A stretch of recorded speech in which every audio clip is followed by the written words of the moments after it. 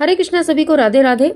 तो देखिए, अनंत चतुर्दशी का व्रत बहुत ही पावन पर्व होता है और अगर व्रत ना कर सकें तो सभी को पूजा पाठ अवश्य करना चाहिए और इससे भगवान श्री हरि विष्णु की कृपा सभी पर बनी रहती है।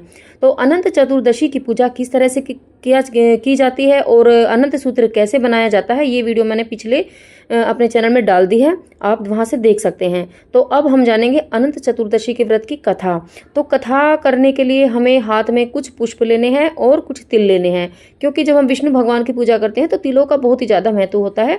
तो आप चावल की जगह पुष्प और हाथ में तिल ले लें और एक जल का लोटा पास में रख लें और कथा सुने। कथा इस प्रकार है। एक बार महाराज युधिष्ठिर ने राजसूय यज्ञ किया और यज्ञ मंडप का निर्माण बहुत ही सुंदर व अद्भुत रूप से किया गया। उस मंडप में जल की जगह स्थल की जगह जल की भांति होती थी। इससे दुर्योधन एक स्थल को देखकर एक कुंड में जा गिरे।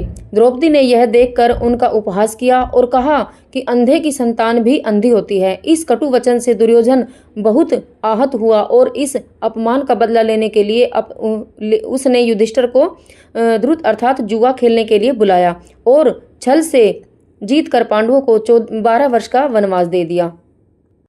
वन में रहते उन्हें अनेकों कष्टों को सामना करना पड़ा। एक दिन वन में भगवान कृष्ण युधिष्ठिर से मिलने आए। युधिष्ठिर ने उन्हें सब हाल बताया और इस विपदा से निकलने का मार्ग भी पूछा। इस पर भगवान कृष्ण ने उन्हें अनंत चतुर्दशी का व्रत करने को कहा और कहा कि इसे करने से खोया हुआ राज्य भी मिल जाएगा।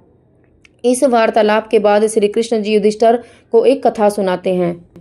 प्राचीन काल में एक ब्राह्मण था। उनकी एक कन्या थी जिसका नाम सुशीला था। जब कन्या बड़ी हुई तो ब्राह्मण ने उसका विवाह कौंडिन्य ऋषि से कर दिया। विवाह पश्चात कौंडिन्य ऋषि अपने आश्रम की ओर चल दिए। रास्ते में रात हो गई और जिससे वह नदी के किनारे आराम करने लगे। सुशीला के पूछने पर उन्होंने अनंत व्रत का महत्व बता दिया। सुशीला ने वही व्रत का अनुष्ठान कर 14 गांठों वाला डोरा अपने हाथ में बांध लिया। फिर वह पति के पास आ गई। कौंडिन्य ऋषि ने सुशीला के हाथ में बांधे डोरे के बारे में पूछा तो सुशीला ने सारी बात बता दी। कौंडिन्य ऋषि सुशीला की बात से अप्रसन्न हो गए।